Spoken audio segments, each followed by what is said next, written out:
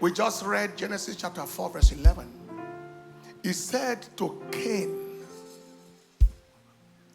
you are cursed from the earth that opened his mouth to receive your brother's blood. Those who shed blood are not permitted to walk on the earth. Aye. Aye. They are not permitted to trample the earth. The headsmen, the jihadists, the terrorists, the killers. The earth is not permitted to accommodate them. Why is it accommodating them? We have not enforced it. And now we are going to enforce it. We are going to enforce it at the place of prayer. Enforce it in prayer, enforce it in action.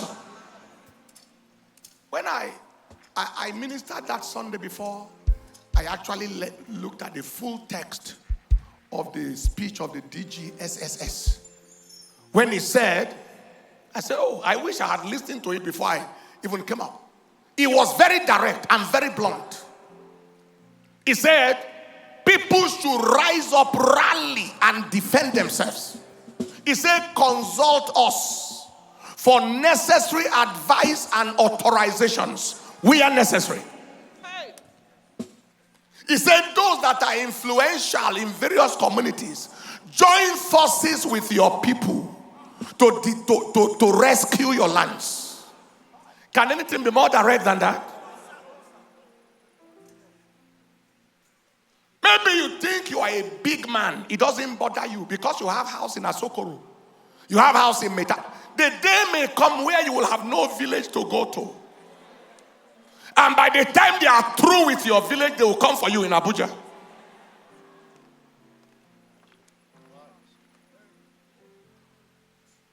This is the time for everybody to join forces together to say no vagabond, placeless entities will push me out of my father's house.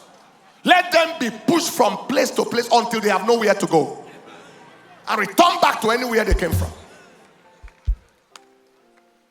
If everybody will agree at once in every part of this country and say enough is enough for these devils.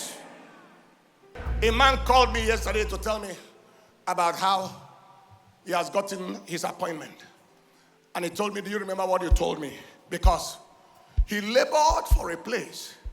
And when he finished laboring, they pushed him out and brought another person to take his place. And then I told him two things will happen. Number one, I quoted Isaiah 65. I said, you not labor in vain. You won't bring forth for trouble. You won't labor for another to inherit.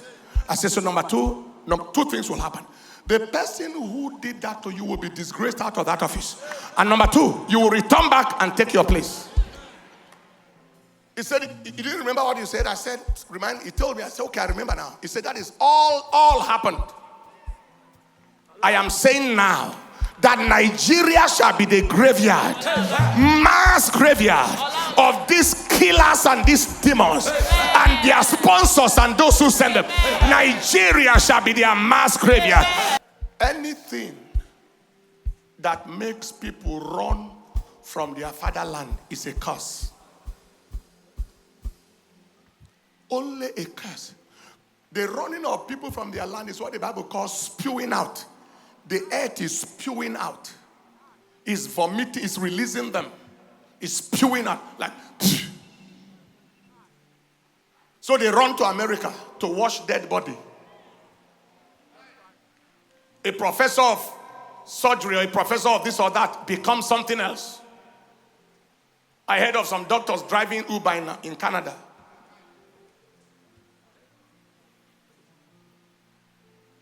Whatever it is that is making our... and it's because the land is not conducive. You know, I was telling someone, I said, you step into some neighborhoods in America, some neighborhoods in Africa, or other, and you look around and say, what is wrong with our country? So some of our people, the other day I saw some people who are trying to run from Nigeria through, Libya. Not Africa, Libya. Something like that. Morocco, that kind of desert. Plenty of them deported back. Some killed on the road. Some entered the boat. What kind of boat it is? Capsized in the water. Died en masse. Some prefer to die than to remain in the country. Whatever is making, and our leaders don't care. One day I told God, what did we do as a nation to deserve this set of people? This from generation to generation. Moving about big man that is a generational burden, a cargo, a liability, a waste of space. Irrelevant both in time and in eternity. What is your relevance? Carrying big car where nobody is touched by your life. What shall it profit a man if he gains the whole world? How much money will you take out of this world? And by the time you die and you enter that grave and appear in hellfire to roast for eternity, who will spend your money?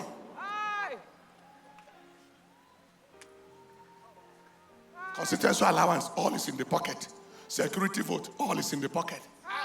One person's gulping billions. How many rooms will you sleep in one night? How many cars will you drive at once? How many coffins will you be buried inside? And what does it matter, the price of your coffin?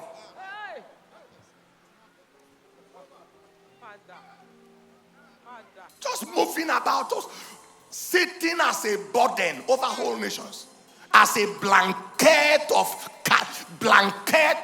misery over nations. But everybody is grumbling, including those who are driving them. Everybody is grumbling. But God will save us.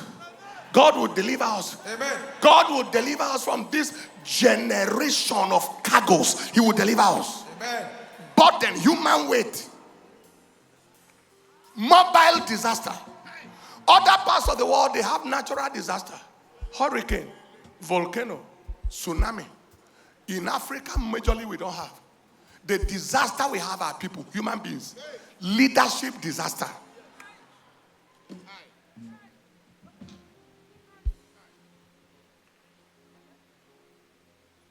ADLS.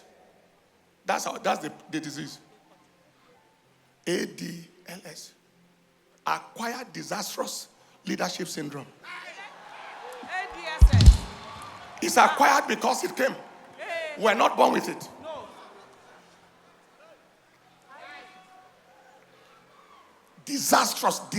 Acquired disastrous or calamitous leadership syndrome. God has the treatment. He will save us. You speak, people think you are talking about individuals. It's a syndrome that must be cured. Heartless people, zero heart for people. Where is Mobutu Sese Seko now? Where is Idi Amin Dada of Uganda now? Big question. Where is the late Sani Abacha now? Where are they and all the things they amassed?